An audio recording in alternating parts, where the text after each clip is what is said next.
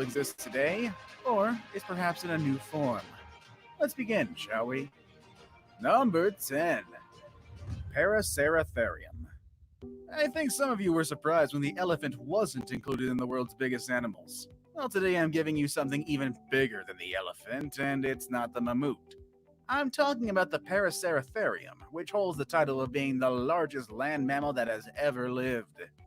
They stood at a towering 7 meters tall, which makes them taller than modern day giraffes, and they weighed between 33 and 44,000 pounds. This makes them almost 3 times heavier than the heaviest elephants we have today. Just like elephants, they were not an immediate threat to other animals or humans because they were herbivores. But with a size that big, I'm sure they were pretty intimidating, and they kept predators at a distance. It seems like they went extinct when the landscapes in Central Asia started to transform, making it hard for the Paraceratherium to find the means to survive. I do wonder what it would have been like to see one of these in the wild, but I'm sure we would have been able to spot them from very far away regardless. Number 9. The whale shark. And here's one that we previously saw on the biggest animals in the world, as well as a few other of our lists, the whale shark. So let me refresh or introduce you to some facts about this impressive animal. First of all, the whale shark is the largest fish in the world. That's right, although its name implies otherwise, this animal is not a whale, but it is indeed a fish. The name is simply a reference to its massive size, and if you haven't seen one yet, you'd probably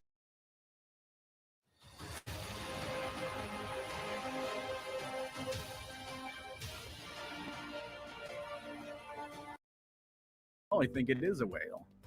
They can reach a size of 14 meters long and can weigh up to 41,000 pounds.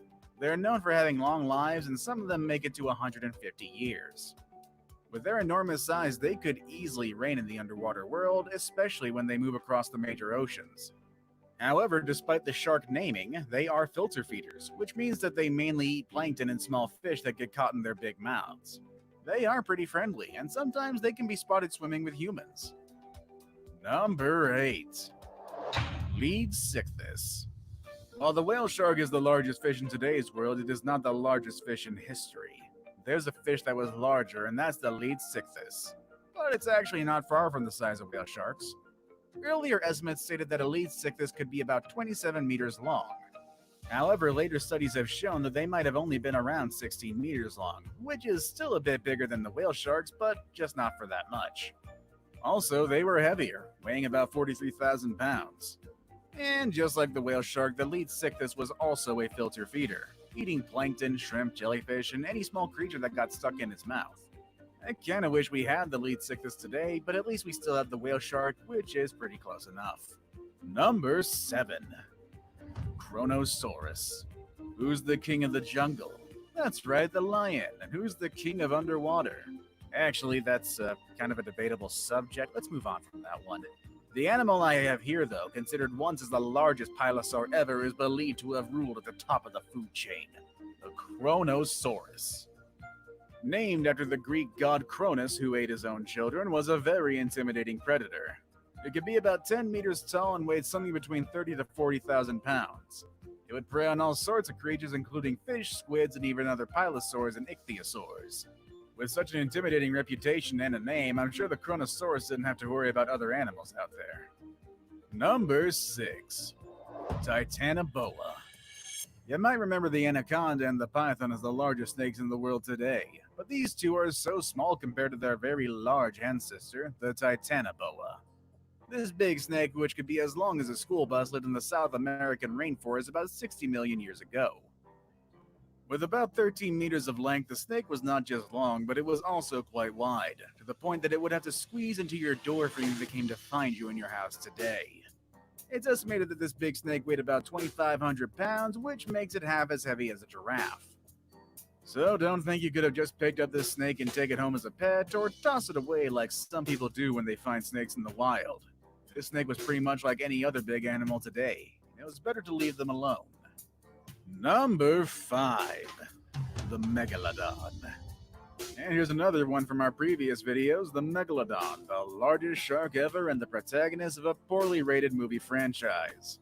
Just like many other prehistoric creatures, the name of this animal comes from the Greek and the meaning is big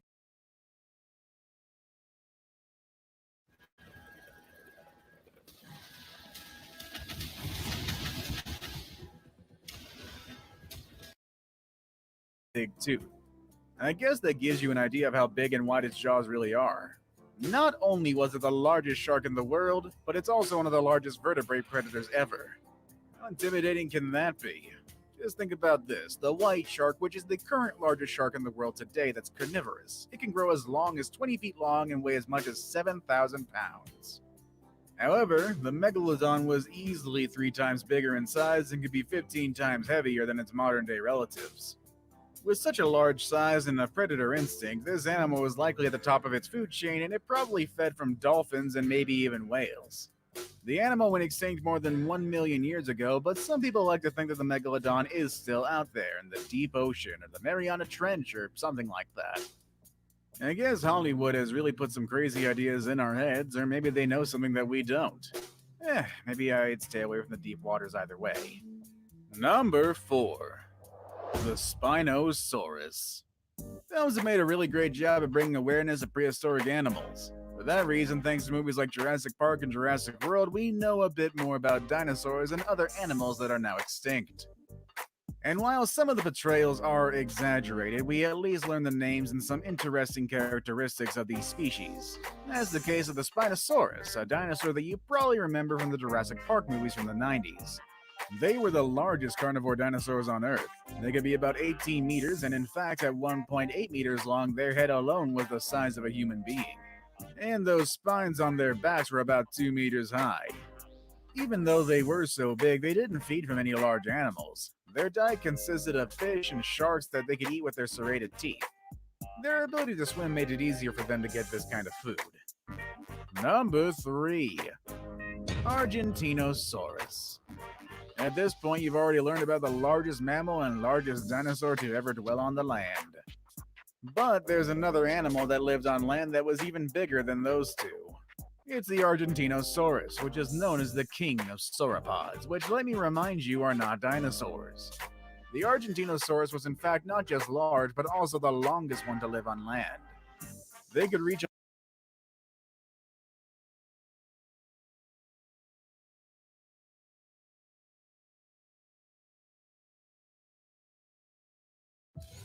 Robert Chambers told police that the victim, 18-year-old Jennifer Levin, attacked him during a height above 7 meters and weigh about 224,000 pounds. Even their eggs were bigger than the biggest eggs you've seen. They were almost as big as a coconut and weighed 5 pounds. It would take these animals about 40 years to reach adulthood, which gives them plenty of time to gain those 200,000 pounds needed to be a healthy grown sauropod. It's estimated that their daily diet needed an intake of 100,000 calories, which is like eating 300 muffins in one single day. I guess that makes sense for an animal this big. Now it's time for the day's best pick. The picture I have today is one of people gathered around the head of a very large animal, something that looks like a crocodile. And today I want to present to you the largest aquatic reptile, which is actually bigger than a crocodile and significantly larger than almost every animal you've seen so far. Number 2. Shastasaurus. If you're into reptiles and exotic prehistoric animals, you've probably heard about the Liopleurodon. In fact, we've even mentioned it in our video about 10 animals that were scarier than dinosaurs. Some people have said that the Liopleurodon was the largest aquatic reptile to ever exist. But even though it was quite big and intimidating, it was not really the largest one. That title belongs to the Shastasaurus, an animal that was not that scary or dangerous, but was definitely big. It was about 20 meters long and weighed around 80,000 pounds. It's almost as big as the sperm whales we have today. However, the Shastasaurus was a toothless reptile and it had a very small jaw, which suggested it probably fed by sucking things like a vacuum. I saved the best for last, but first, I have a quick challenge that takes only 5 seconds to complete. If you can leave a like and subscribe within the next 5 seconds, you'll get 10 years of amazing luck. Just try it. It really works. Number 1. The blue whale. That's right, once again we have the blue whale at the top. It's really impossible to keep this animal out of this spot.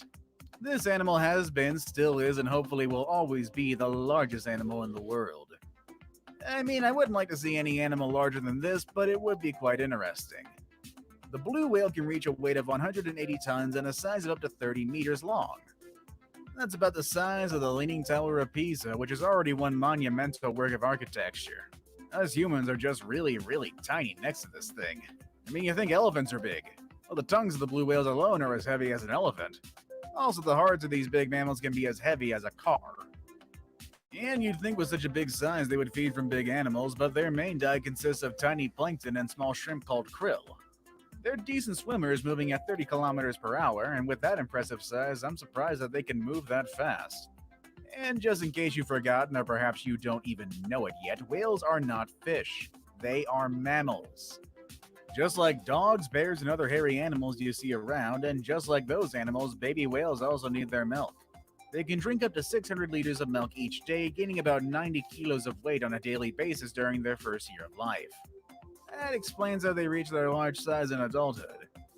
The number of blue whales have been decreasing due to the threats of whale hunters, so we hope that does change in the future, as these are just such beautiful creatures. And honestly, I don't think we want to see another animal on this list go extinct, even when their size is so big that it can send chills down my spine. What do you think of these animals? Would you like to see any of the extinct animals in their natural habitat? Or would you like to see any of the live ones? Or would you have stayed away from them? Let us know in the comments section down below. With all that said and done, that's our video for today, and I will see you all next time. Later, everybody.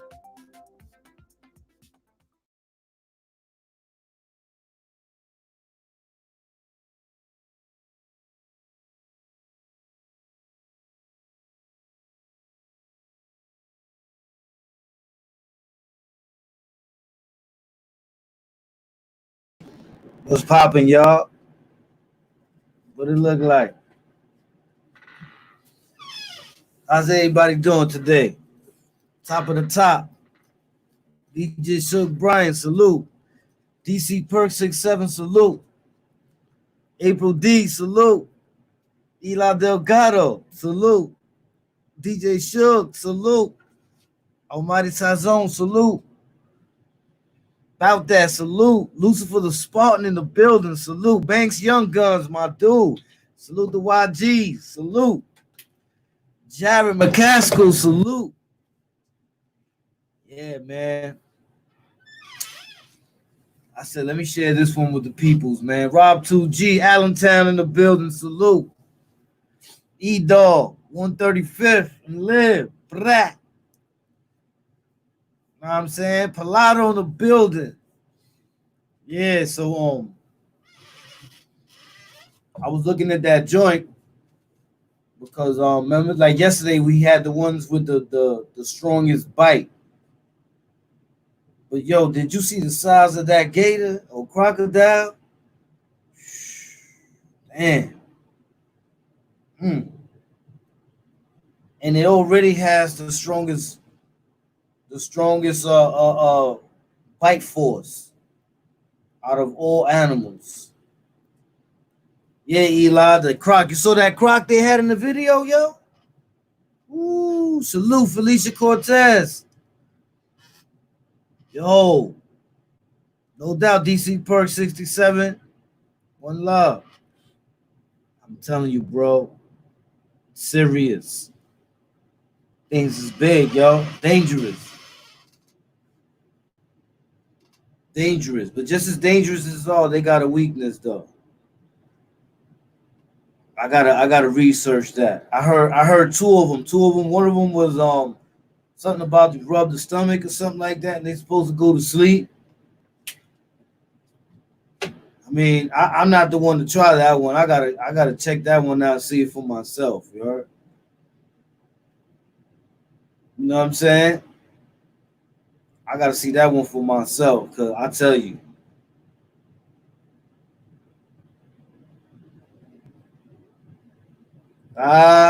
Pistol game. Pistol game peeped it. Pistol game, salute Pistol game. Pistol game peeping. He was watching. He was watching. You know what I'm saying?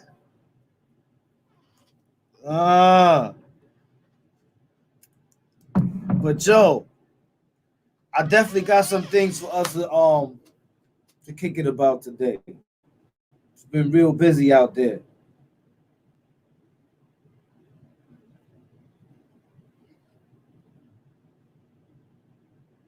Okay, Prodigy. I mean, I had a good talk with him, and son was mad humble. He was mad, but he was real. You know what I'm saying? And it was respectable.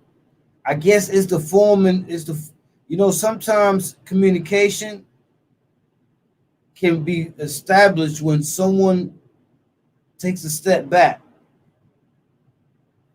You know what I'm saying? And then what happens is the other person lowers their guards down, and then it creates an atmosphere of comfortability where you're able to communicate. But with some other people, it's not like that because they just they on hand time. So I learned that in marketing. It's called communication skill. They used to say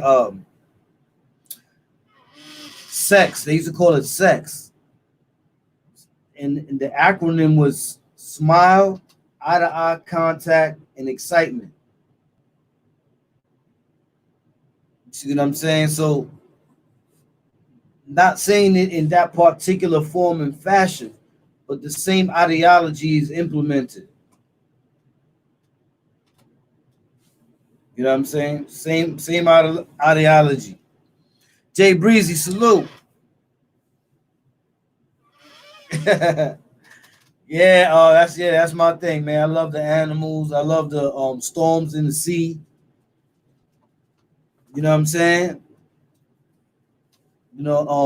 I'm into paintings. I'm real big on paintings. You know what I'm saying? I like to see the paintings and all that. Yeah, I'm real big on the paintings. That's a fact. You know what I'm saying?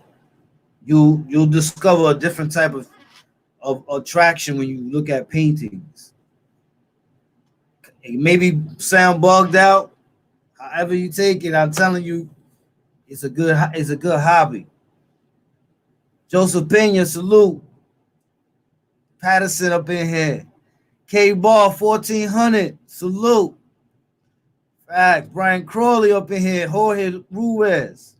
Top shots. You'll be all right. Jay Breezy, Five Borough. Yeah. Junior Stone, salute, bro. Yeah, I mean, like I said, it depends on how the communication is dished and how the food is digested. Nate Bones, salute. Facts. West Coast up in here. Shout out the West Side. That's a fact. Always love to the West Side. You know what I mean? Facts. You know what I mean? Always love to the West Side. But yeah, good looking Jorge Ruiz. So there's a couple of things that's going on.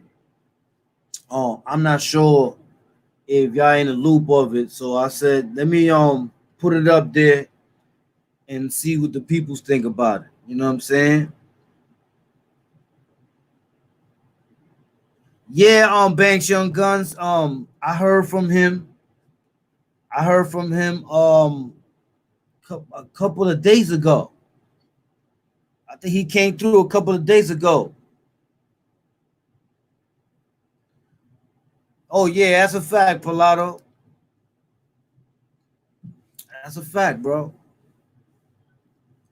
I mean, part of manning up is being able to say, you know what? A spade is a spade. You know what I'm saying? You know what I mean? You gotta be that's the way I was told. When they say, yo, you gotta man up, is when you call a spade a spade. You know what I'm saying? And when you do that, is then the other person, putting work in is putting work in. But then after you put in work in physical, you know what I'm saying? You got to be that same type of individual You know what I'm saying? Characteristically. You know what I'm saying? But when you do it in communication, on a communication basis, you introduce it in a manner that's respected and attractable toward the person you're speaking to. You know what I'm saying? So, and son is real, man. Salute Nino, bro. Son is real, yo. You know what I mean? Everybody know I get busy. I've been getting busy for the longest, man. But when someone is real, someone is real. You got to give that person their props too, you know what I mean? That's the way I am. You know what I mean? It's not nothing about, you know what I'm saying, giving or making yourself smaller than that person. It's called acknowledgement. You know what I'm saying?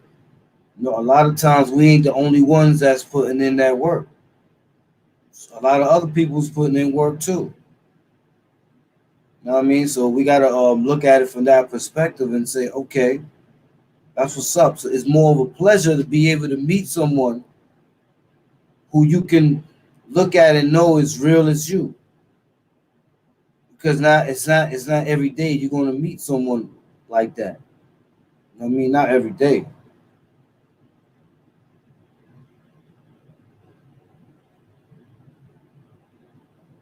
Facts, Nate Bone. That's a fact. That's a fact. Almighty Sazon said there's a time to listen and a time to talk. You know, that's my favorite part of the Bible is Ecclesiastes. Because it says there's a time for everything. You know what I'm saying? That's just the functions of the world. There's a time for everything. You know what I mean? But salute, man. Salute to Nino and salute to the West Coast, man. You know what I mean?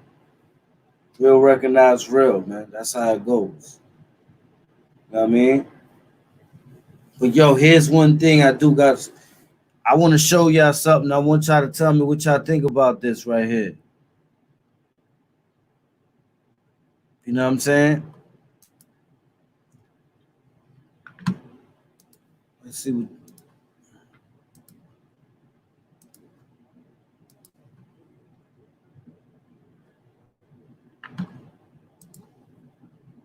Check this out right here. Junior Slim, salute. Stay black.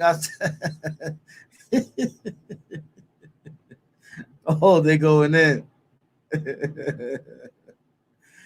Yo, shit. Salute about that. Hey, yo, check this out, though. Hold on.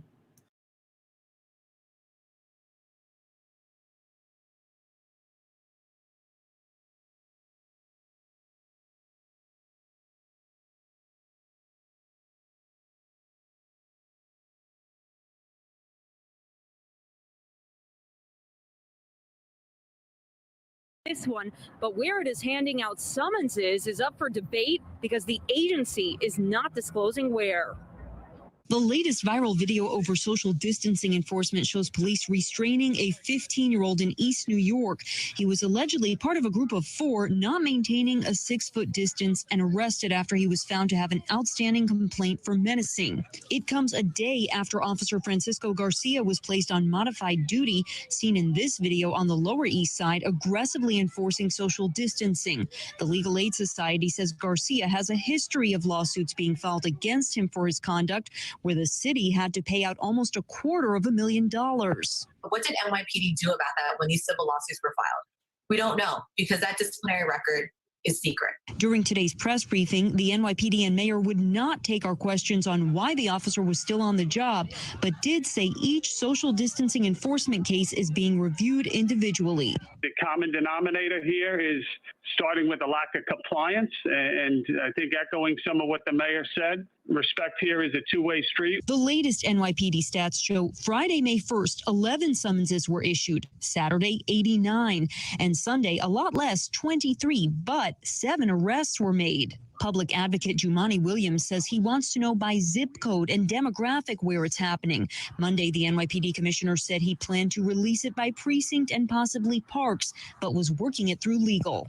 At this point, I believe that they are purposely not putting out information because it's going to show what all of us know, which are the primary enforcement has been in Black and brown communities, even though we see pictures and videos of people in all communities not adhering to social distancing. We shouldn't have one policing style for one community and another for a different. He and the Legal Aid Society also say the NYPD is not handing out masks in low-income communities where it's needed the most. I did ask the NYPD multiple times today how it is choosing who to approach, if there are any directives, but no one got back to me. The mayor did say earlier that since this is new, the NYPD is learning by experience. We are live on the West Side. Lisa Rosner, CBS 2 News.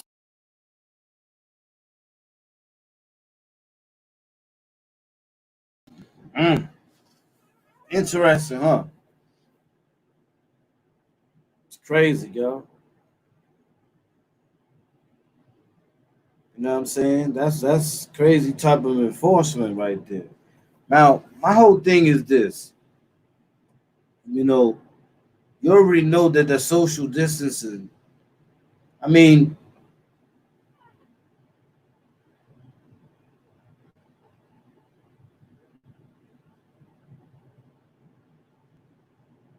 got you, Nave Bone. Salute to you, Nave Bone. That's a fact.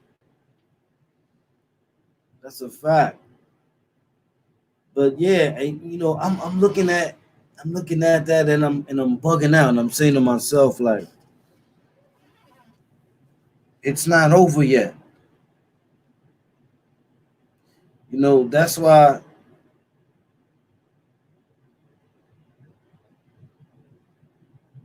yeah.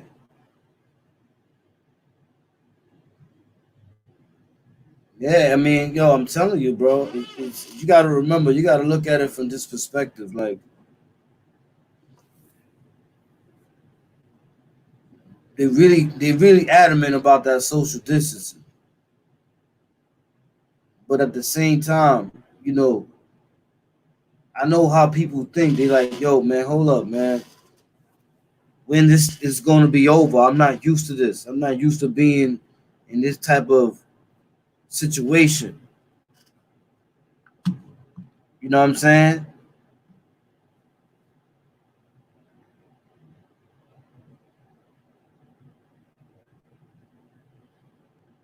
Got you. Bank. That's a fact. Get banked, young guns. It's crazy. You know what I'm saying? But the decision that you make is what? You got it's you know what makes it a balancing type of thing when you go on both ways. On one side, yo, you saying to yourself like that's wrong right there. Hell no. Hell no. On the other side, you're saying, yo, I'm not putting myself in that position because at the same time, I'm saying to myself, every time I step outside, I'm taking a risk of catching something that's still around, that's still killing people. Because no matter how quiet it may get, it's still out there and people are still dying. And it's getting even more serious. I got another joint I got to show y'all. But the reason why I put this one up is because I'm saying to myself, like, that's OD right there. That's OD. But at the same time, because we know what the outcome of those is, we have to be the ones to say, I can't even put myself in that position.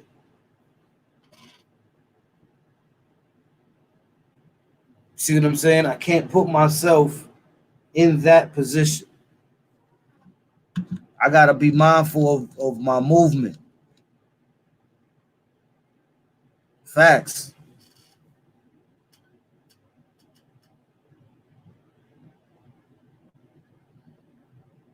Yeah, that's a fact, April D. That's a good one. That's why we have to think and say, we can't put ourselves in the positions that make our choice in life a blink of an eye. You see what I'm saying? We don't want to be put in life and death situations unless it's necessary.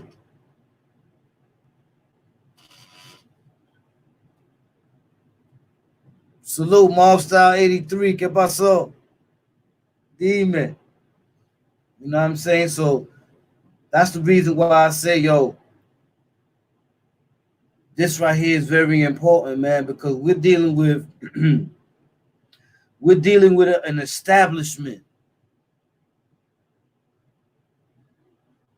You know what an establishment is? A power that basically you can fight as hard as you want, but they're gonna have the ultimate decision in the end.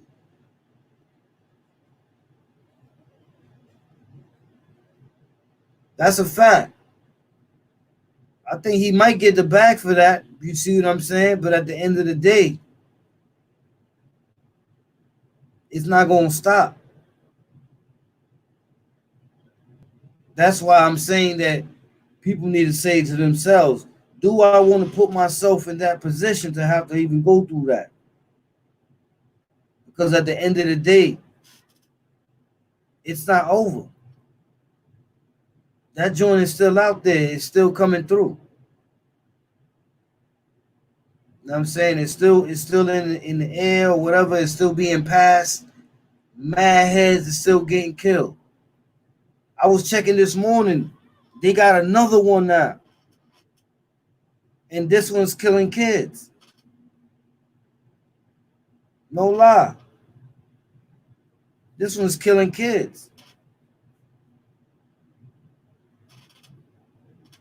So when you make decisions, right, you got to rationalize with cause and outcome, right?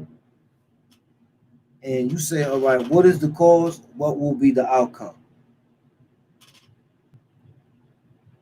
If you remember yesterday, right? Yesterday, one of the questions in the trivia, and salute to everybody that played yesterday in the trivia.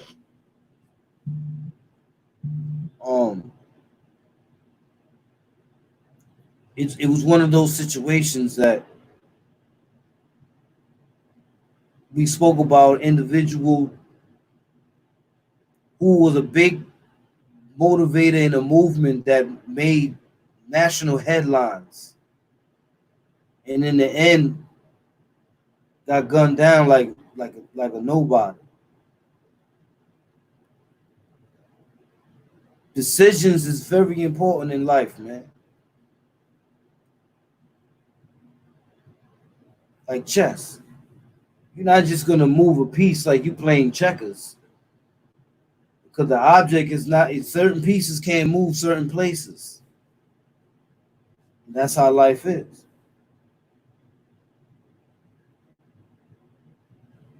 So situations like what we just saw right there,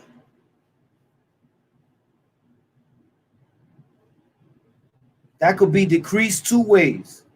One, by people like that, like those individuals to stop doing that, stop abusing their power. And two, by people not putting themselves in that situation where they got to be the victim of that type of person or those type of people. That's what makes it a two-way street.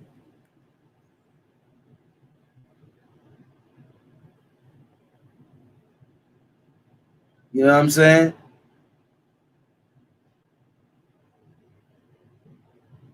Facts, pistol game.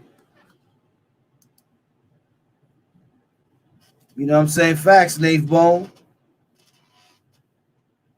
That's how it is. You gotta make that conscious regard, like they say. You gotta make that conscious regard and say to yourself, like, yo, hold up. Nah. Or yeah.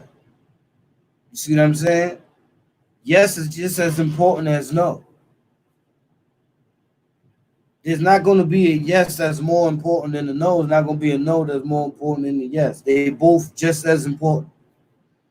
Because You could say no and it impact you, or you could say yes and it impact you.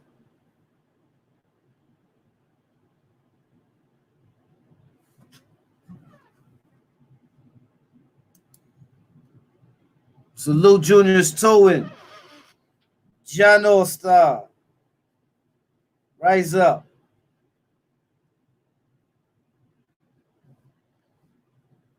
See what I'm saying? So it's starting to get, it's starting to get hectic, man. It's starting to get for real. You know what I'm saying? Appreciate you, Junior's towing. Salute.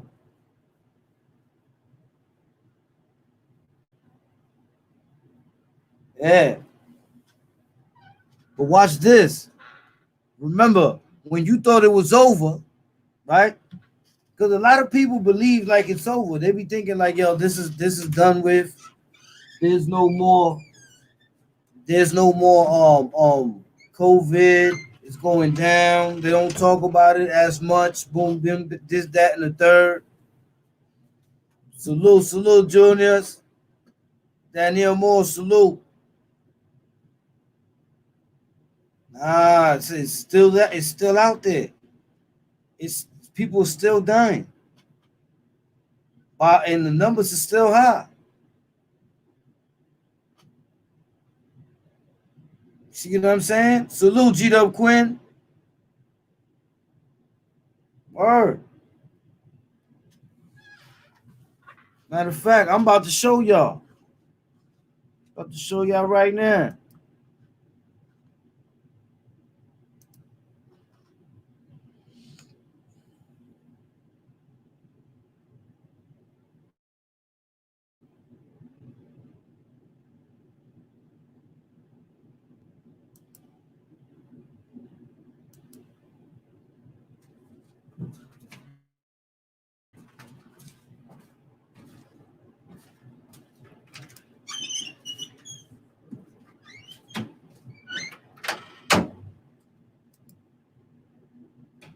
All right, check this one out right here. VOV Stretch Money, salute. Smack your face, salute.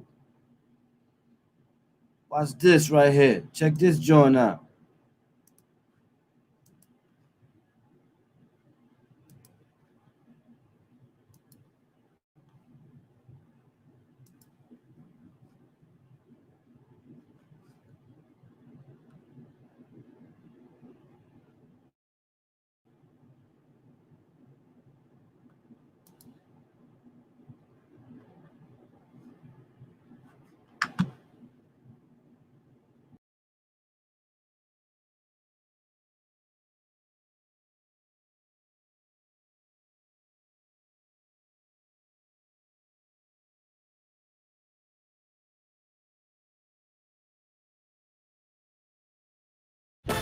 This is a special report.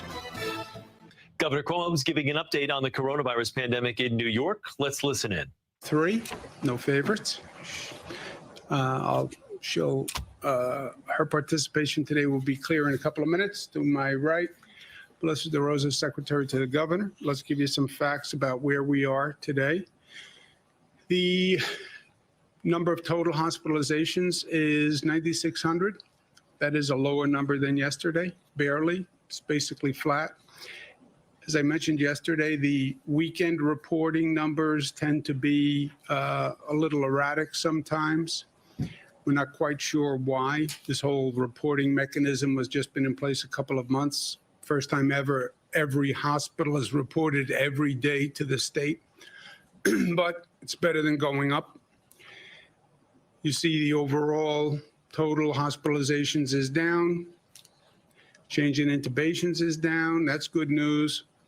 And the number of new hospitalizations is also down. This is an important number. This is how many people came in yesterday with a diagnosis of COVID into hospitals, or people who were technically in a hospital who were then diagnosed with COVID.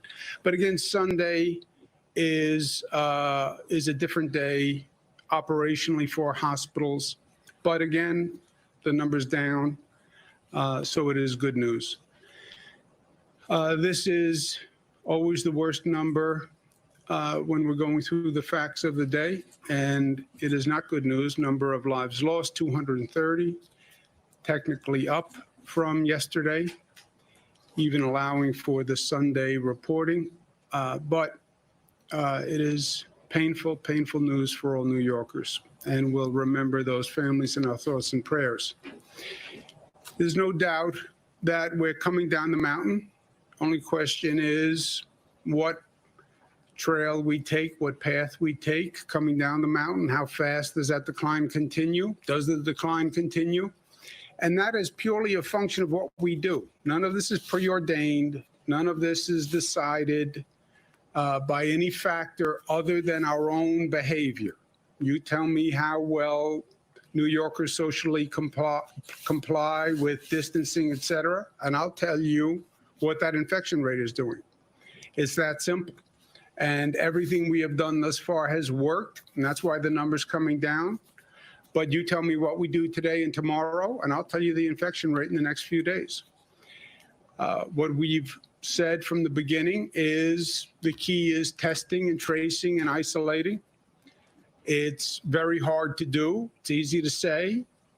No one has ever done this before. We've never put this kind of testing regimen in place. Industry-wide, we've never had a tracing operation that's anywhere near this magnitude. We've never done isolation, quarantine. That's never happened before. But we do what we have to do, and this is what we have to do to monitor So basically the infection rate and to control it. And that's what we're doing. We laid out a very specific. So reopening plans of countries around the world. We incorporated all the best practices. I think we probably have the most specific plan for metrics and measuring to make these decisions. And it's basically a mathematical formula if you look at that reopening plan.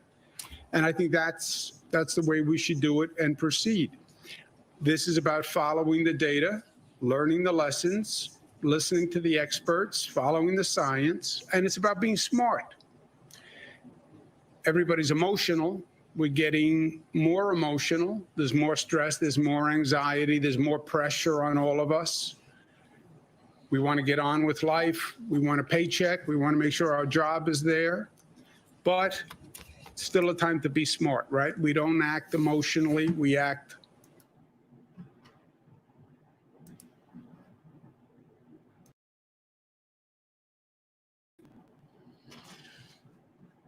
So basically, KO, salute, KO. So basically what they saying is that, especially down here, well, more towards the city, they're not planning to open nothing up at least till June sometime. The people is saying, yo, man, you know what I'm saying? We're getting tired of being up in the crib, this, that, and the third. And as he's calling it, anxiety, claustrophobia, however you want to call it, people that, you know, have never been locked up before, now they're getting that feeling of isolation. You know what I'm saying? So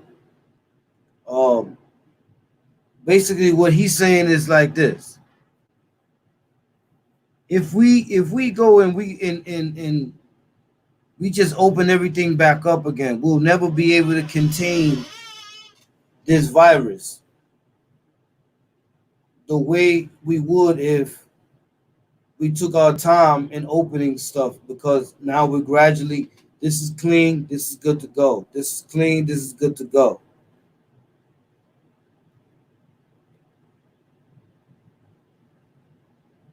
Junior Stone said, we was tired of being in prison for years. Laugh out loud, this is nothing.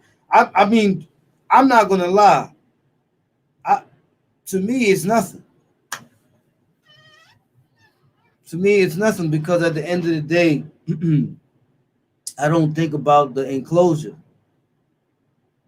I just think about, okay, the mind finds something to do to encompass itself from dealing with enclosure. That's why in prison we be in an 8x10 cell, and we start reading books. And then as we read these books, We're not no longer in the cell no more. You know how many times I got caught up in a Stephen King book? I'm reading the book and I'm forgetting everything that I'm locked up and all that. I'm in the book.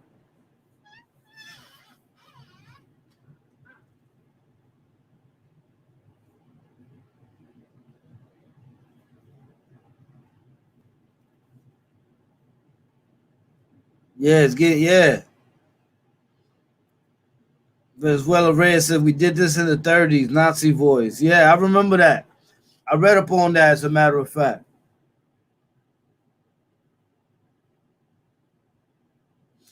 Yeah, that's a fact, Abdul Shakur. Good fact right there. Yeah, this is the time where we elevate our minds. It's the time where we have time to really understand. You know, they say that the Egyptians were able to, they had other capabilities that we haven't mastered. You see what I'm saying? Because imagine in those times, they were free, right? They were free, but what did they have to do? What did they have to do? It wasn't like they can go bowling, they could go to the club. They didn't have none of that. All they had was straight things that they huts that they built, pyramids that they built out of stone and brick or whatever, and everything around them was straight nature, trees, other animals. They lived to survive. See what I'm saying?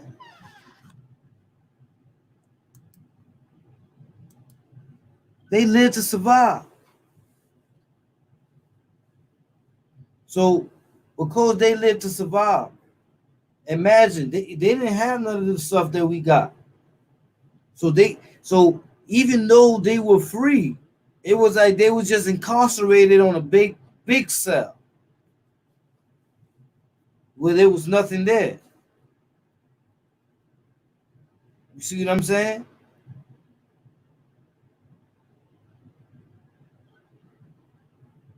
You know what I'm saying? Big is just them being free but having nothing to do. Because majority of what they do is survive so that they can live another day.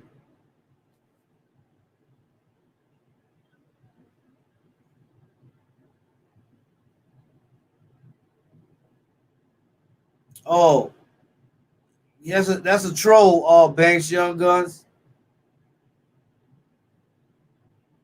That's a troll. You know what I'm saying? That's a troll. Because, you know, men don't talk about that type of stuff on the internet. You heard? Facts, Eli Delgado. He can make matter of fact, it's 153. Make sure he nice and full. Because the next time he eat, it ain't going to be till like 6 o'clock.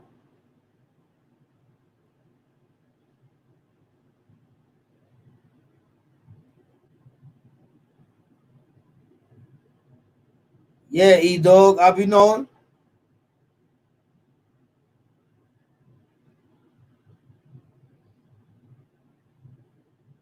Yeah, I be knowing April D. But, you know, like I said, you know, so they was free. So when a person's in the cell, a person finds a way of escaping, having to say to himself that there's a wall here, there's bars here, there's a ceiling there, there's a floor here, there's a bed here, there's a table there. And this is what I'm going to see every day. That means a person's going to get up, he's going to say, oh, same bars, same wall, same ceiling, same floor, same bed, same table. Okay, day 2. If a person lives thinking that way, he ain't gonna make it. He done. You know, facts. Give them the loaf. Oh yeah, take away their eating privileges where they eating a cup of cabbage, a bread like this, a loaf of bread like this is supposed to have everything in it. All vegetables and all that, potatoes, all in the bread.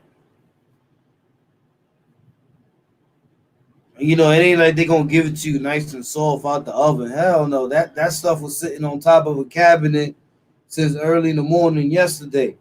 So by the time you get it, it's like you eating razor blades. It's cutting your guns up and all that. But just to focus on your surroundings is the wrong way. So what people do is they pick up a book, and when they pick up a book, they're gone.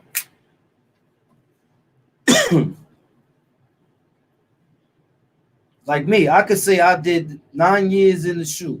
I did 9 years in the box straight.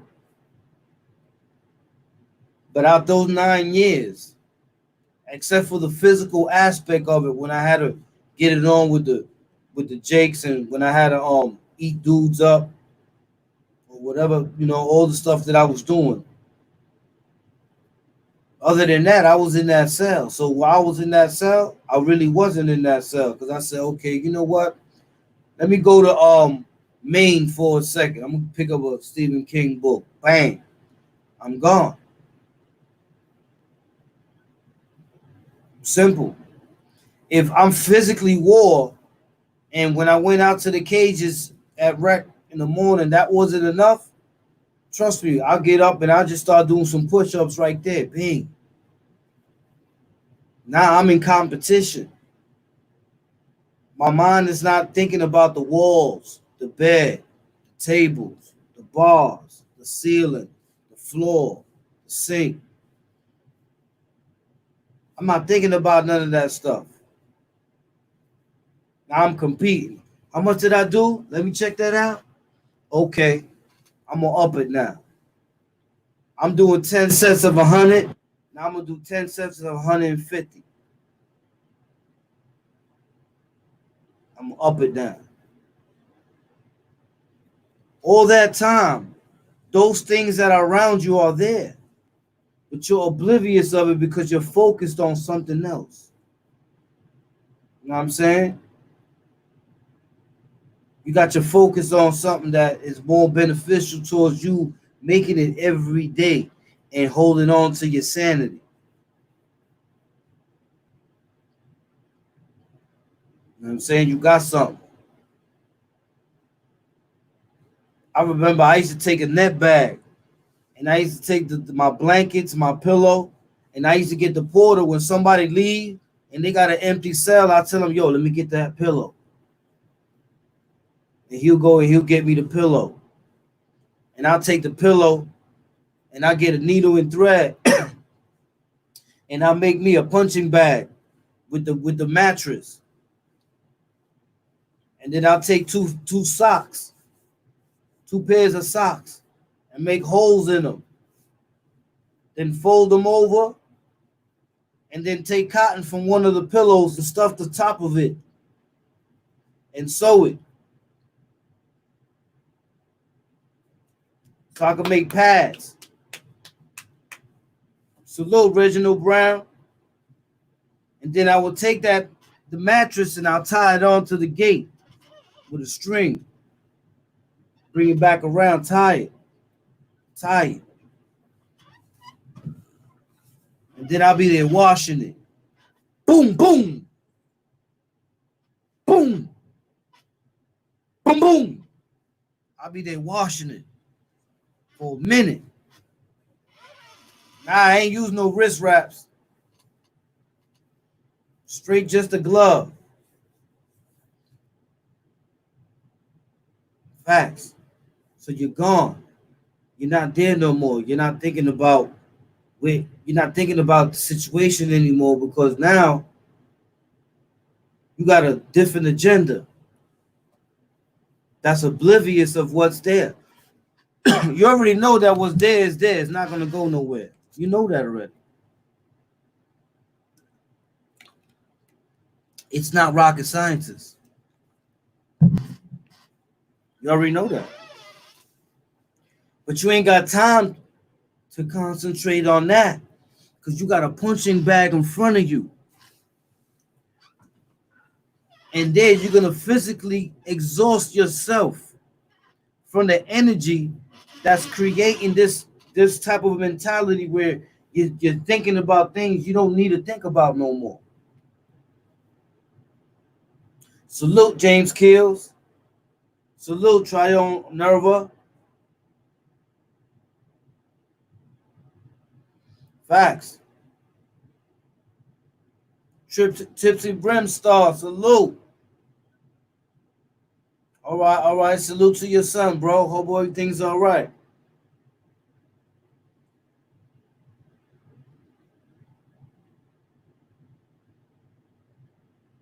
You know, so I say that to say, you know, it's interesting. It's interesting. You see how the things that we utilize to survive,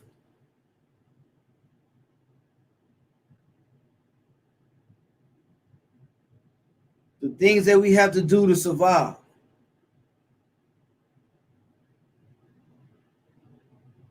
it's something deep. So if we got to do all that to survive, do we put ourselves in unnecessary situations? Do we take risks if we doing all these things to survive? Do we take unnecessary risks, or do we calculate our movements towards what benefits us to succeed?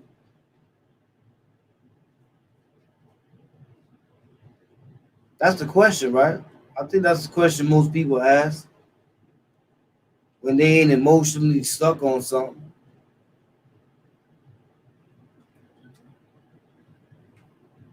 Jared McCaskill said he had a store in prison.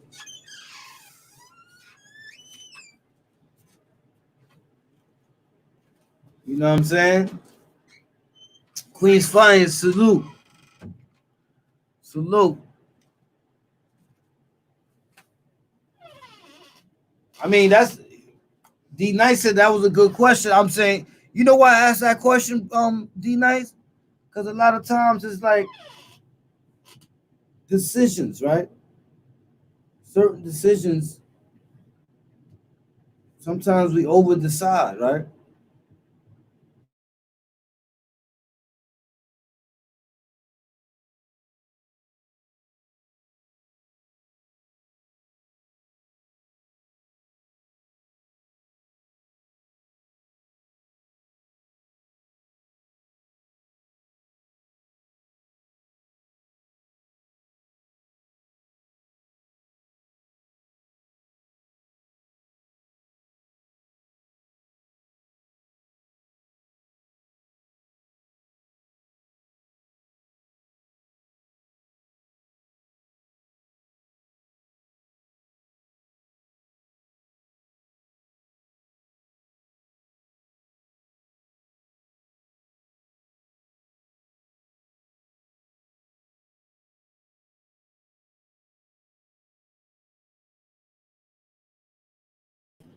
Yeah. Yeah, so like I was saying before, I had froze for a second there. Know what I'm saying? Yeah, but we, you know what I'm saying? You know, we got fire. So the ice don't stay too long, you heard? We can only freeze for so long. Remember that. Don't ever forget that, y'all. You know what I'm saying? So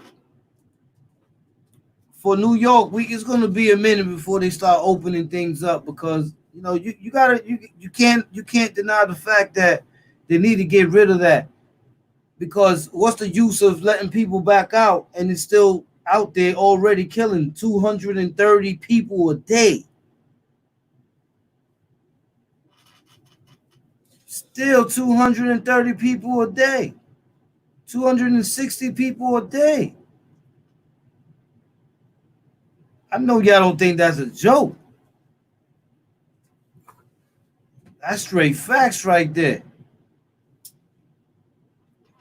And now, hold on. Check this joint out. Because now they got a new joint out that's killing a certain type of people.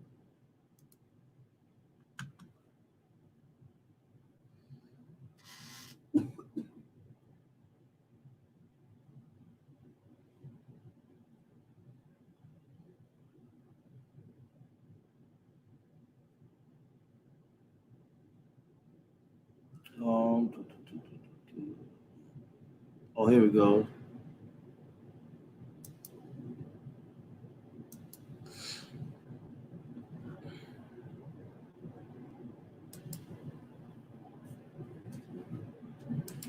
Now watch this one right here.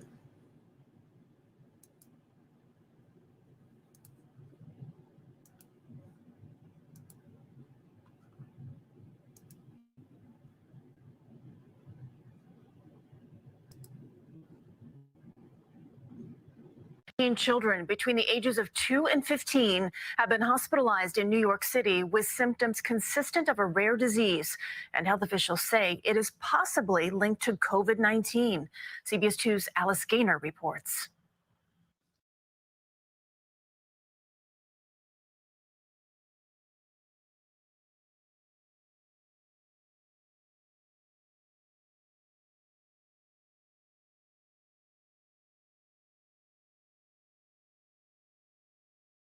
Two weeks ago, 14-year-old Jack McMorrow had a rash on his hands, then a fever of over 104 degrees. He was rushed to the ICU, where he tested positive for COVID-19. His heart rate was over 160. CBS News spoke with his father, John McMorrow. There was nothing anyone could do. They prepared me for the worst. The teenager finally responded to steroid treatment, and his heart function is being monitored at Morgan Stanley Children's Hospital in Washington Heights.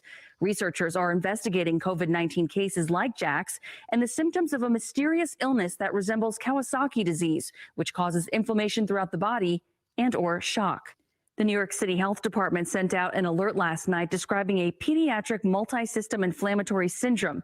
Symptoms include persistent fever, rash, swollen lymph nodes, inflammation of the heart, eyes, mouth, and skin. We are learning that even though children by and large are mildly affected when it comes to COVID-19, that there can be situations where they are more severely affected. Over in New Jersey, Dr. Ari Baer says he's treated 5 children with those symptoms at Joseph M. Sanzari Children's Hospital in Hackensack, though none of them tested positive for COVID-19. We can't say for sure that it's COVID, but it would certainly be a big coincidence if suddenly we're having these cases. We've never seen anything like this before, where all these kids are coming in with this inflammatory syndrome. He says adults are exhibiting similar symptoms when their immune systems overreact while fighting off the virus.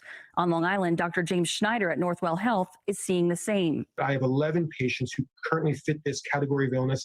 So it's much more prevalent than we would otherwise expect for typical Kawasaki disease. Here in New York City, of the 15 hospitalized, 4 tested positive for COVID-19. Of those who tested negative, 6 had coronavirus antibodies, suggesting they had been infected earlier. Alice Gaynor, CBS 2 News.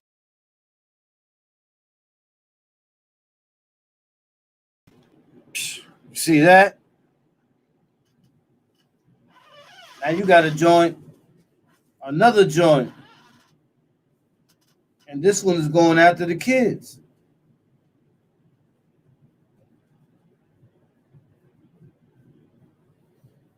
Facts, D Nice. I appreciate you, bro.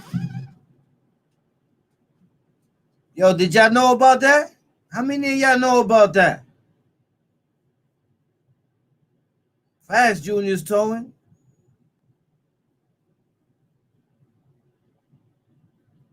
Okay, Queen's Finest.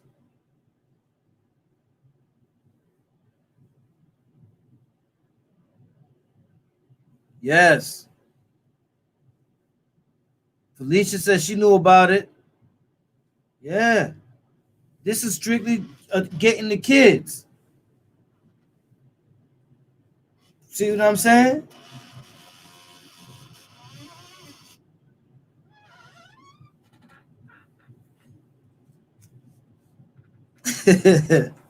My chair wilder, yeah. But yeah. You know what I'm saying? Like, this one here is going after the kids, man. Yes, Reginald Brown.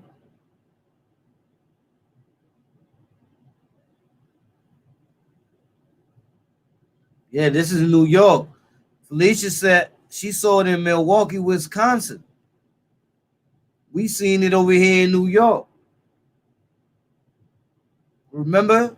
They said it was 7 strands.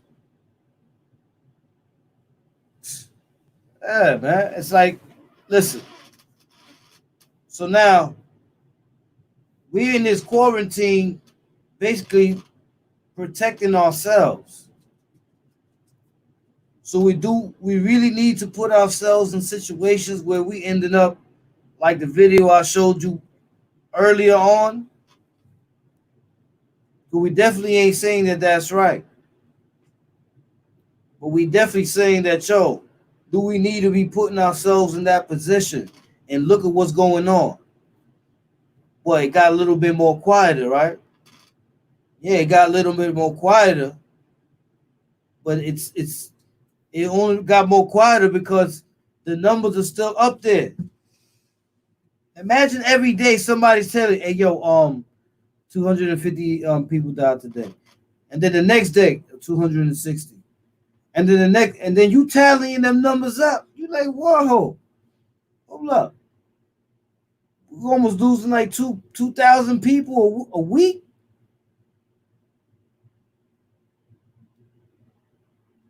And the numbers are still rising.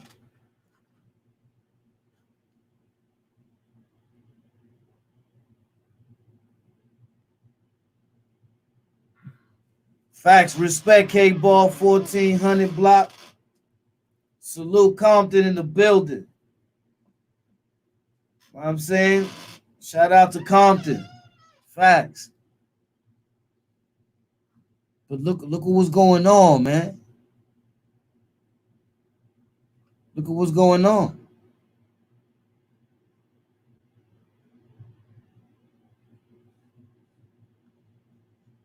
I think so too, Tipsy Brimstar. I think so too.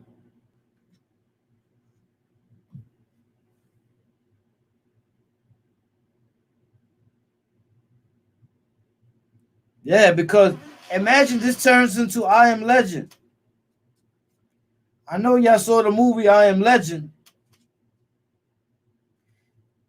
Matter of fact, that's a good example. You see I Am Legend? Did you see how in I Am Legend he's like the only one there? Him and the dog. And son is running around talking to puppets, or what do you call them? Mannequins. Son is talking to mannequins like they people. Because now he ain't got nobody to deal with. You see what I'm saying? Salute, Bergama.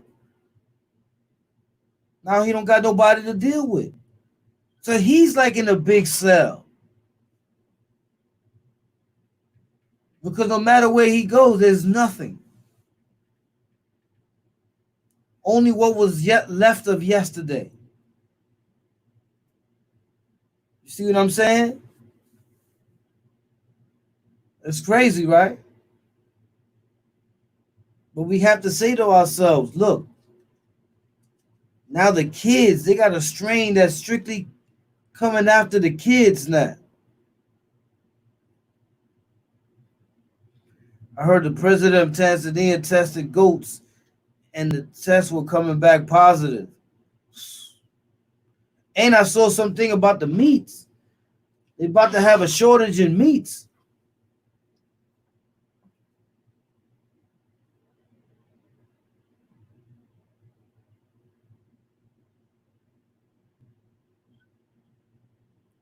I'm starting already to start getting vegetable patties. I ate one yesterday and it was good as hell. I ain't know them things are so good.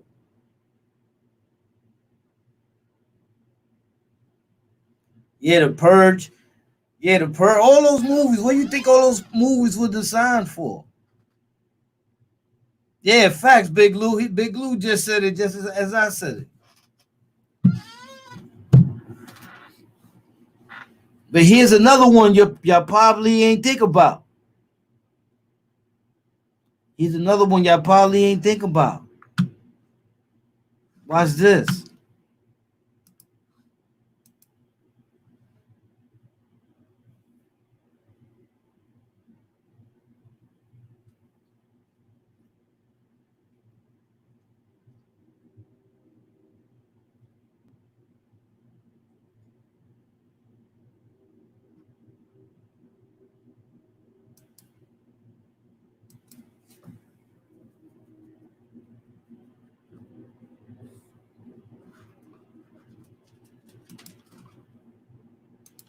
Here you go.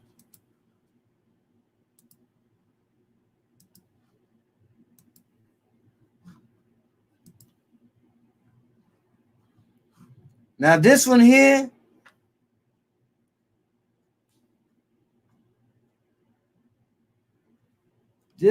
I'll tell you right now.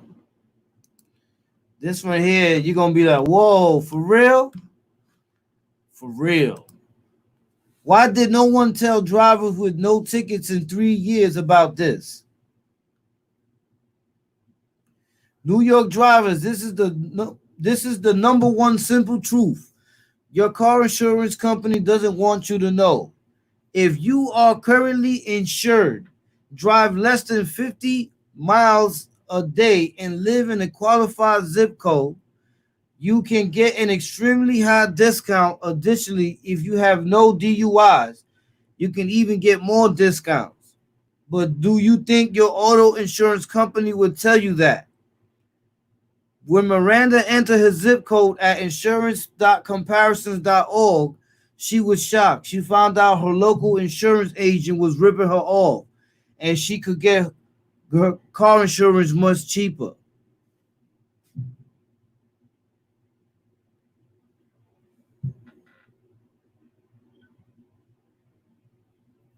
You see that?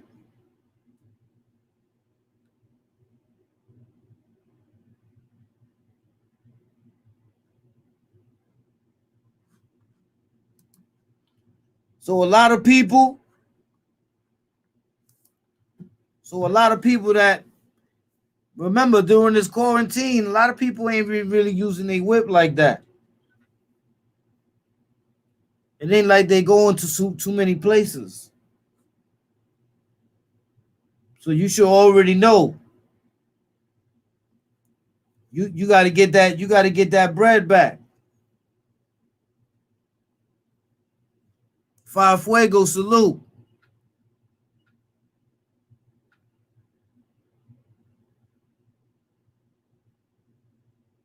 Yes, DC Perk. We are overpopulated. How many of y'all seen that movie? What was the name of that movie? 10,000 BC. How many people saw that movie, 10,000 BC?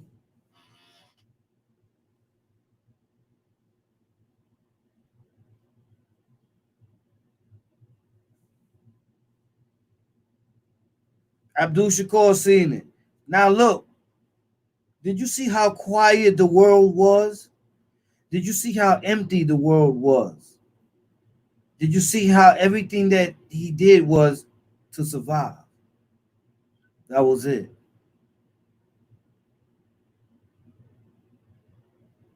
You see what I'm saying? Oh, salute, Five Fuego. Appreciate that. But you see how they dealt with that? Telling you.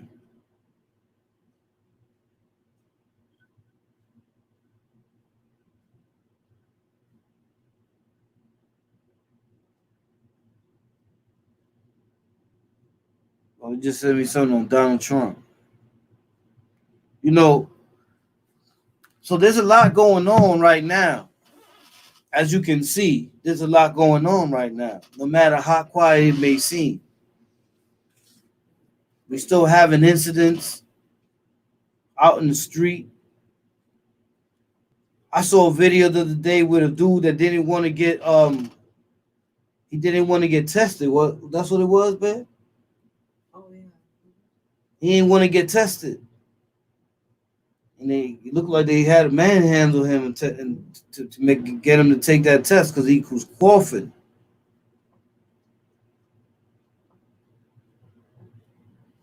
There's a lot going on. Don't think that because it's quiet, there ain't a lot going on. There's a lot going on. But the main part about it is that while those things are going on, we're making sure our squares are safe. Don't ever take your mind and your brain off your square. That's a fact, KO. That's a fact. I saw a video this morning, Mario Machete. Salute Mario Machete. Mario Machete sent me a video this morning with one of those hornets or wasps that's coming from China. Yeah, them things had a rat. That thing had a rat on. The rat couldn't get him off his back, and he was twisting that rat up. Big rat about this big. Yeah. I think so too. I think they already been at war, Banks, young guns. I think they already been at war.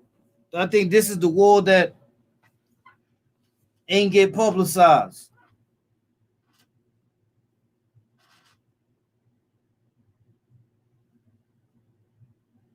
Queen's Finest kills only average 5 people a year with the Hornets.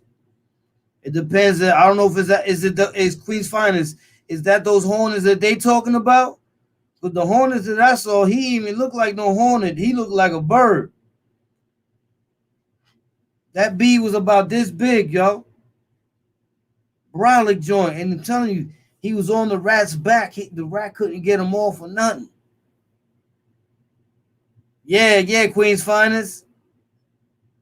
Yeah, that's yo. It's vicious, yo. Imagine something like that coming at you. They say that a dragonfly is harmless. But look how menacing it looks. You ever thought about that? You heard that, right? The dragonflies don't sting. I don't know if they bite. But I ain't really try to mess with one of them things anyway, because the way they look. The dragonfly? Man, dragonfly look like he about to lay something out.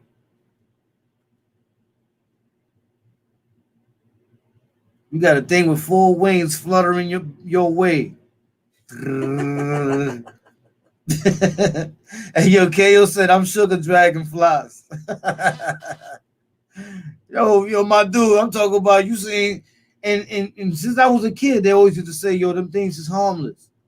They just look crazy. So it got a tail, 4 wings. Come on, bro.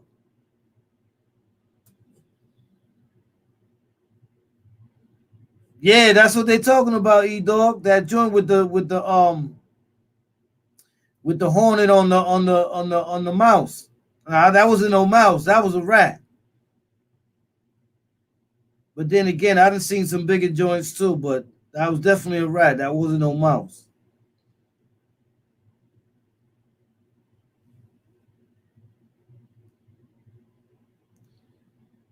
Venezuela said there was 9 Texas hitmen were arrested in Venezuela yesterday.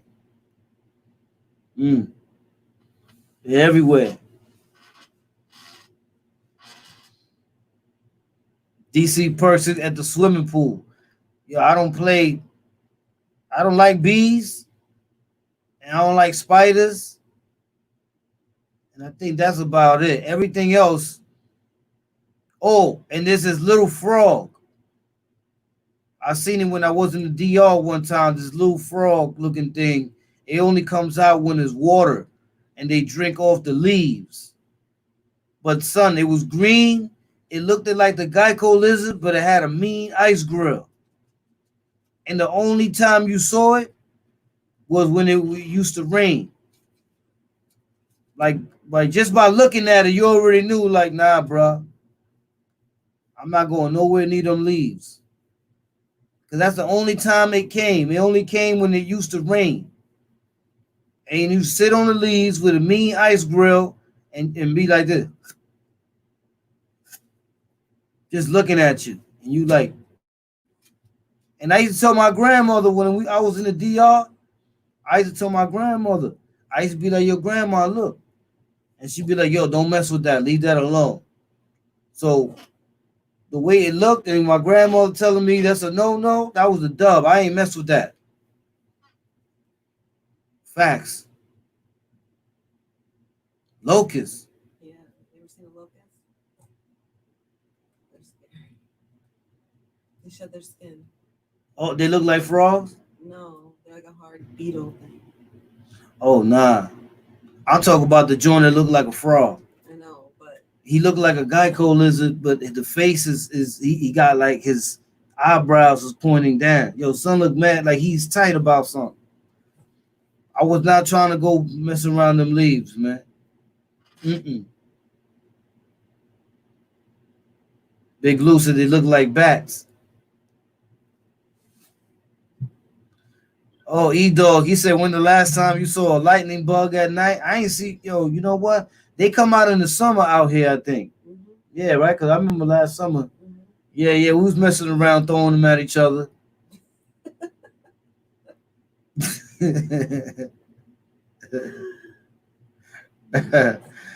Yeah, we used to catch them joints. They good though. Supposedly, if you get about 5 or 6 of them, you could use them like a light. Oh, I don't know about that. They talk about squishing them joints and writing your name, and your name being neon color. Mm-hmm. Oh man, that's woo. But yo, you know what I mean? So today, man, today was basically about what's going on in the world. You know what I'm saying? So much going on in the world, man, that we got to be more conscious and not take for granted that right now our squares, our docks are safe. You know what I'm saying? When we start playing games and thinking it's a joke, when we lose it, we start to think about the things we lost. But let's not put ourselves in those positions.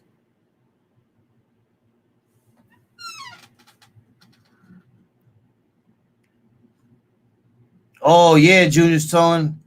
I know them rats. Yo, when I used to be walking down Stratford Avenue in the Bronx, for anybody that been out through Soundview, if you walk down Stratford Avenue, son, when them bags used to be out in front of the buildings waiting for the garbage to come get it, son, Master Splinter and all of them used to be up in there. And when you walking down the block, they used to pull up, like come out and be on their 2 legs, and you looking down and he just looking, squeaking at you like, yo, bro, trust me, I don't want nothing that's needed in bags.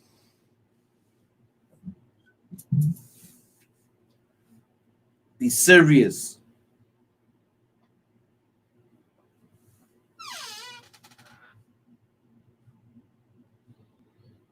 Oh, Schenectady. Yeah, Crotona Park be having them.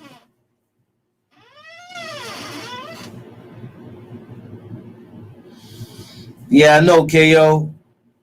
But we're looking at June, July, somewhere around there.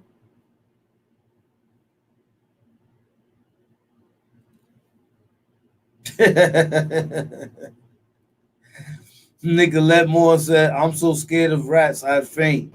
Don't go to the Bronx, especially on garbage day. Stay away from them bags. I seen people cross the street and all that because they ain't want to go past them black bags. No lie. They ain't want to go cross them black bags. See, out here, they got possums and raccoons, skunks. You know what I'm saying? So it's kind of different out here. But I'm telling you, them rats down there in the Bronx that be buying them black garbage bags, they on G time, bro. I'm telling you, they ain't trying to hear nothing. I seen people cross the street. Yo, he's special. What he said. In other words, in Spanish Harlem, yes, because you got all the restaurants over there. That's another one. That's another one. And part of that restaurant that I went to, that I was flicking little baby cockroaches off the table. I don't know if y'all was here when I was talking about that. I went to a restaurant one time, yo, and I was flicking little baby roaches. I was sitting there waiting, and I ordered the ill meal, yo. The ill meal, steak, rice, salad. But then, as I'm sitting there, I see a little baby roach. He's crawling across the table. You know what I mean? So, I ain't gonna lie. I'm from the projects, man. You know what I'm saying? Sometimes things didn't go too well. And you flicked it. So I flicked it. Ding. Got him off the table. But when I thought the coast was clear, another one came. I'm like, oh, hold up. Time out, bro. I ain't order this. This is not on the menu. Either they just got loose with the hors d'oeuvres or the appetizers, or I just got a table that was already reserved. She gave me the option though, but she came crazy though. She came with the rag on some straight Mexicans. She came with the rag and started hitting them things off the table like clang, clang, clang, clang, clang, clang. Like the table's good now. The table's good. Or you can move to another table. Man, listen. I was at the car in about 2 minutes, bro. 3 minutes. I was out of there. When she came out with the rag and started hitting the table, I want nothing out of there. I'm good money. Queen's Finest said she licked the tip roaches off the table like a bullfrog.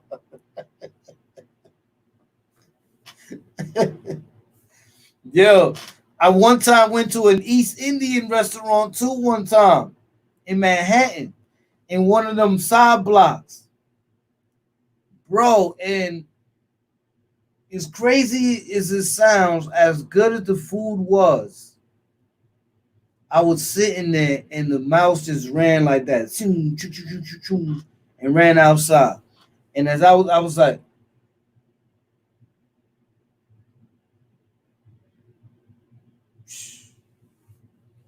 it's over, bro. Because if he came from the back, but they was cooking what I'm eating, he had some before me. I guarantee you.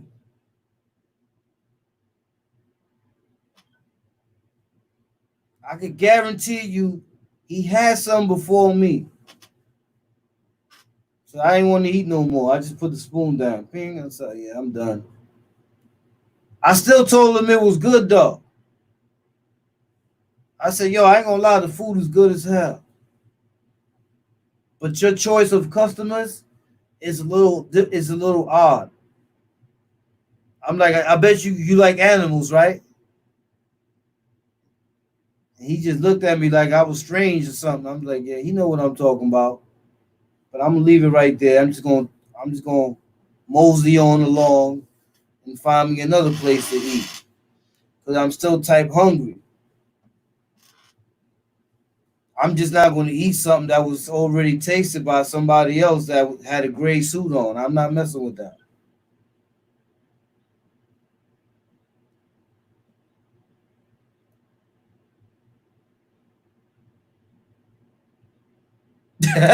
John Woo said, salute John Woo. He said, maybe you was eating this blood. Yo, bro, listen. I'm going to tell you right now. Any restaurant I go to, when I see some type, look, there was one time I was in a restaurant and I saw a raccoon outside.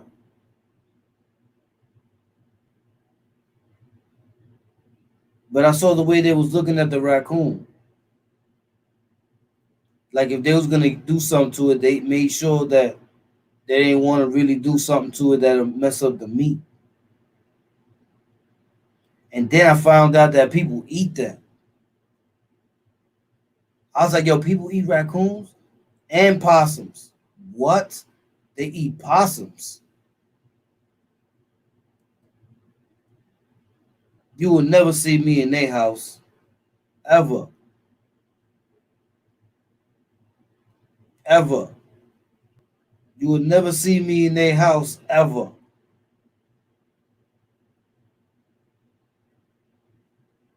I'm already scared about people who are nice with the sauce game.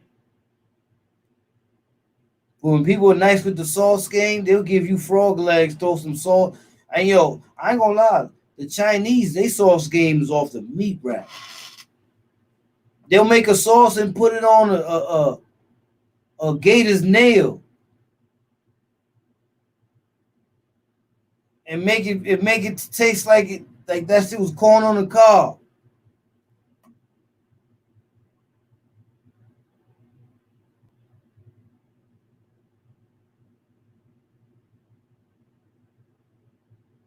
I'm telling you.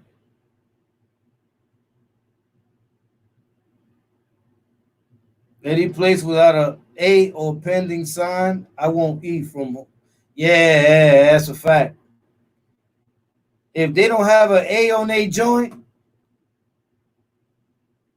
I ain't going up in there. Hell no. But the crazy part is, I think he had an A. I think you could buy those A's nowadays. I don't know. You can get that at the 99-cent store because I think he had an A on his joint. And the jump off ran out. I'm looking. Oh hell no.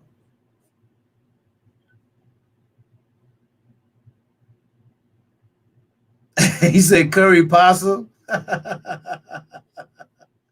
Hey yo, shark is good, but you got to be careful with shark.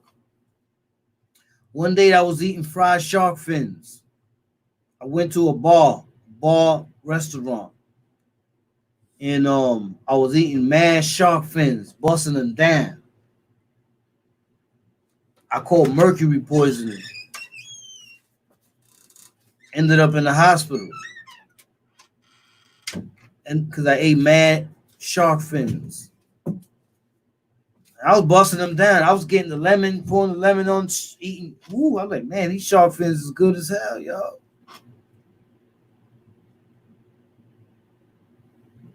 I believe it's mercury poisoning or something like that. They gave me some water, and then the water flushed me. I don't know. I was there overnight. Too many shark fins. Jaws got me. Junior Stone said they'll put sauce on a block of wood.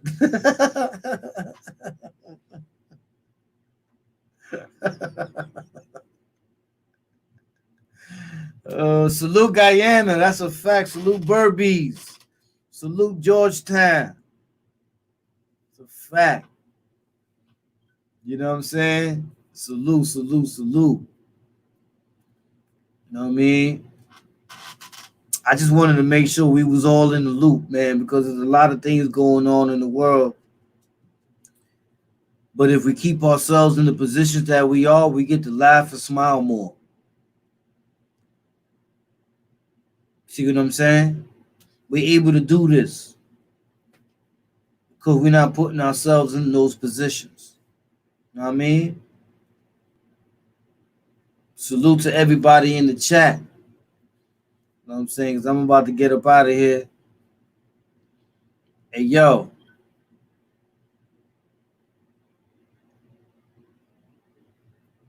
Yeah, they said Joseph Pena. Yeah.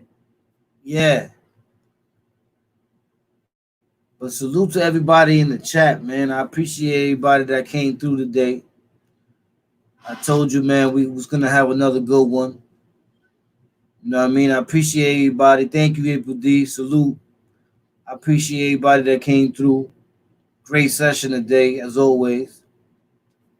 For those that participated in the trivia yesterday, you know what I'm saying? Eli Delgado was the winner. And I'm gonna keep coming with them trivias, man. I do the trivias for the people because the trivias don't really yeah, I had it up there, John Woo. We spoke about that. The ones that affects the kids. Yeah, we spoke about it. Serious, y'all. That's what I said. You know what I'm saying? They doing the quarantine for a reason, bro. Facts, Nave Bone. Respect from East Compton, 3200 block, Greenleaf. Rat. Gunshots. You know what I'm saying? Salute, Nave Bone. You know what I mean? We got to be more conscious. You know what I mean? We got to be more conscious of what's going on around us. Don't think because it got a little bit quiet that things ain't still happening. There's 260 people dying a day. Still.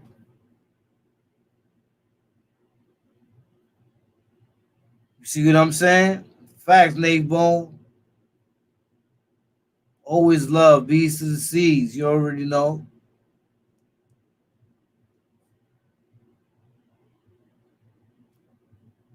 That's crazy. They're trying to kill us off, homie. I know, John Woo. But we got to stay resilient. We got to stay faithful. We got to stay positive. We're going to get through this. But we all know that we're going to lose a lot. You know what I'm saying? As long as we have that in our conscience, then we'll be able to make it, man. That's why we got to stay strong. We got to believe. We got to believe, man. Facts, Banks, Young Guns. None but love. Salute the YGs. You already know. Send them my love. Keep the mask on. Wash them hands. See what I'm saying? Don't take it for granted. If you don't need to be outside, stay inside. Get yourself out the way. Give it time to pass. It's going to pass. Give it time. And then all things will be settled.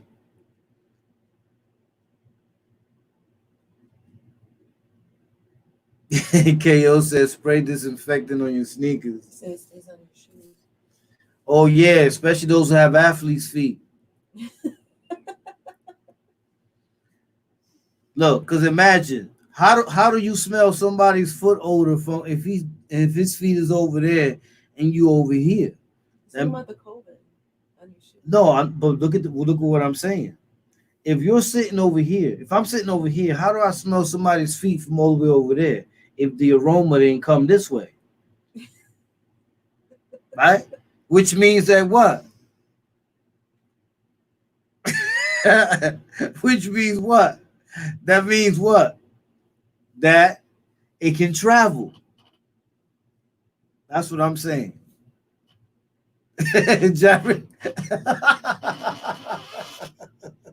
Hey, Jared said COVID-19 feet.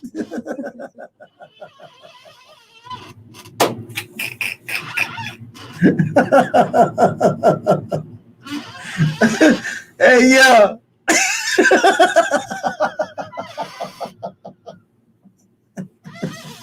Yo, KO. Yo, you saw KO?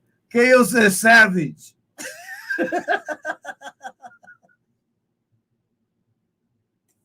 Hey, yo. Yo, it's lit. I'm telling you. It's lit. It's lit. Bloody Miss DGB, salute.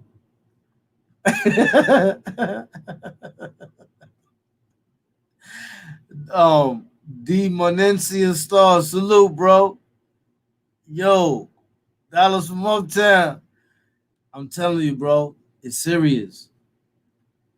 If you can smell somebody's feet odor and they sitting in the corner over there, that means it traveled this way. There's no way in hell. The feet is like over there. I'm over here. So that's why when they were saying that the COVID could travel a certain amount of feet, I'm saying, yo, nah, it's airborne, son. It's airborne. it's airborne. Yo, they still on the feet. Hey, yeah, I was just making an example using a little bit of chemistry. You know what I'm saying? That's all I was doing. Yo, those shower slippers, don't ever, and I recommend this to anybody. If you do this, stay away from me. Don't ever wear rubber slippers without socks on. I gotta get away from you. Rubber slippers without socks on is dangerous. It causes a real, like, concealed funk.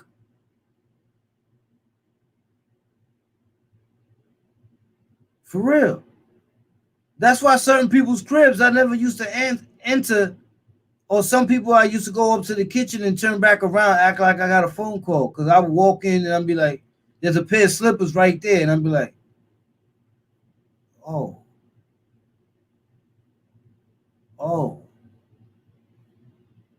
I got a call. I'll be right back. And you out in the hallway like, oh my God. Gail said women do it all the time.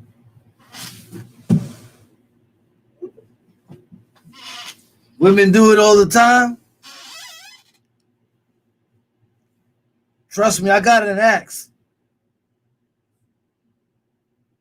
If I see the case of bubonic feet plague, I'm chopping feet.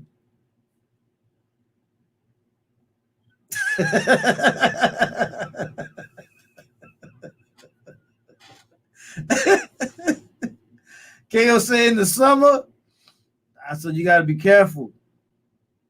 I trust me, as much as I'll be watching, I'll be smelling.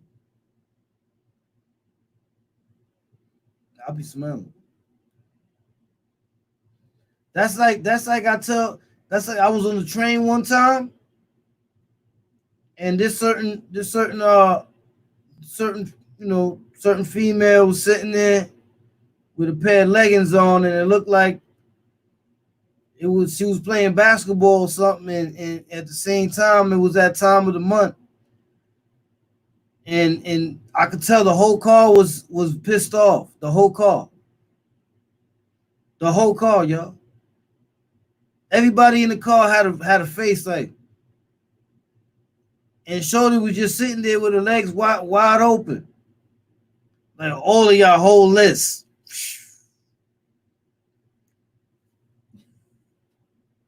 You know what I did?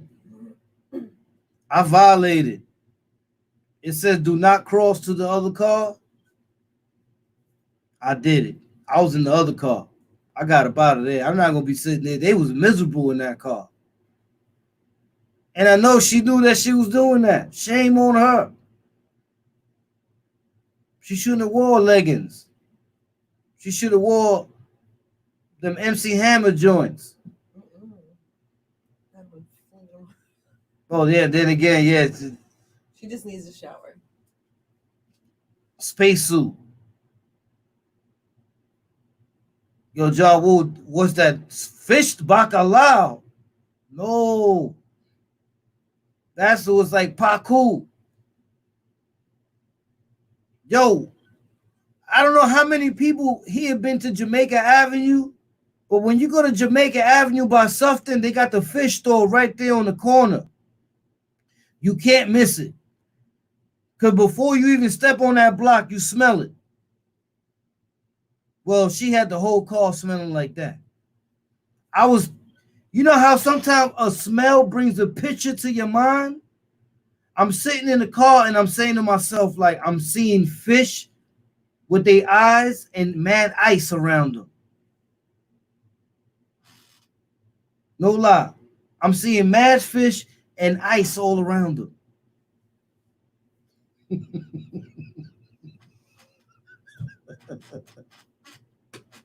Hey, yo, I'm telling you, man, it's crazy.